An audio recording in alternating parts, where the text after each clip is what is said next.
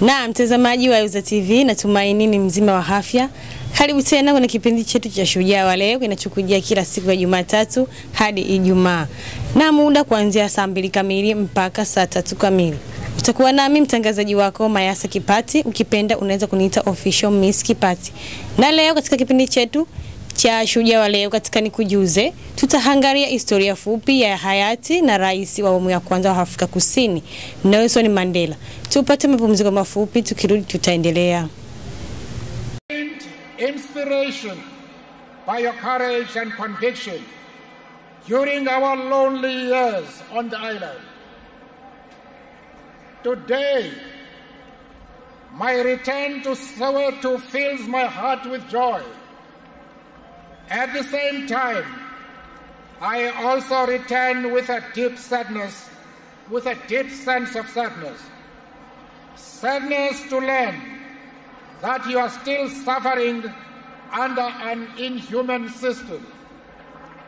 The housing shortage, the school crisis, unemployment, and the crime rate still remain.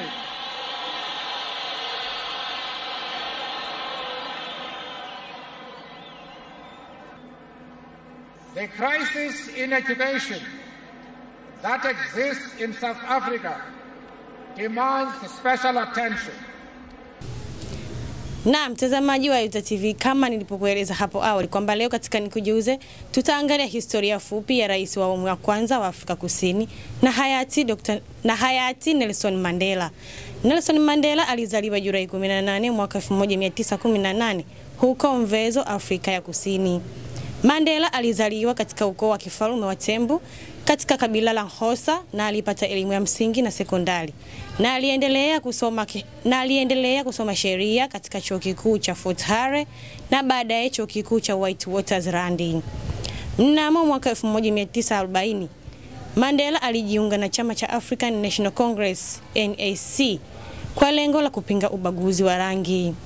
Mnamo mwaka 1962 Mandela alikamatwa kwa kulaumiwa kupinga vitendo vya kuhujumu serikali na alifungwa jela na kutumikia kifungo chake kwa miaka 27 katika kisiwa cha Robben Island. Mnamo mwaka 1990 Mandela aliwachiwa huru na aliongoza mazungumzo ya amani kati ya wazungu na watu weusi yaliyomaliza ubaguzi wa rangi.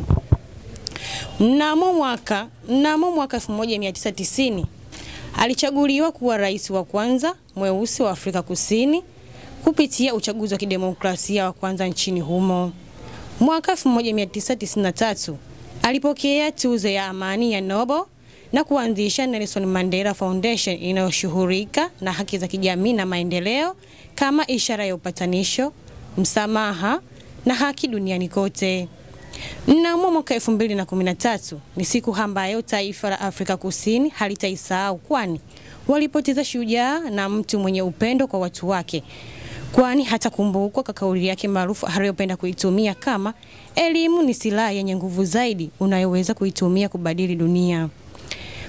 Maana yake ni education is the most powerful weapon which you can use to change the world. Na hiyo mtazamaji wa Yuza TV ilikuwa ni historia fupi wa hayati Nelson Mandela ambaye ni rais wa Afrika Kusini. Tupate mapumziko mafupi, tukirejea katika sikia nawe tutakuletea makala fupi na wosia wa rais Nelson Mandela.